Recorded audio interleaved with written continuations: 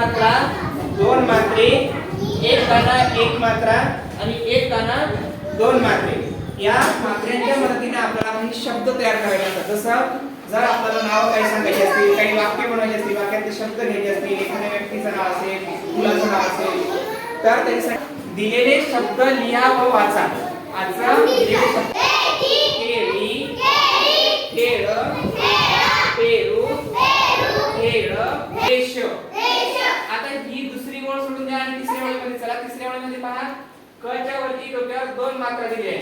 याचा उच्चार कै होतो. काय होतो? कै. हे शब्द वाचा. कैरी, बैराण, पैंजण, पैजामा, दैवत, वैशाख, वैशाली. ही ओळ पहा. या ओळीमध्ये काय दिलं? एक काना आणि एक मात्रा दिलं. क च्या सोबत एक काना आणि एक मात्रा. याला काय म्हणायचं? को.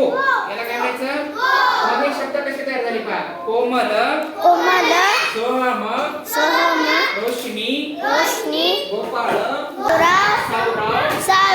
सौरभ, सौजन्य, कौरव, औजार, मौज, मौन, कौतुक, कौशल्य, कौटिल्य, सौभाग्य, मौलिक.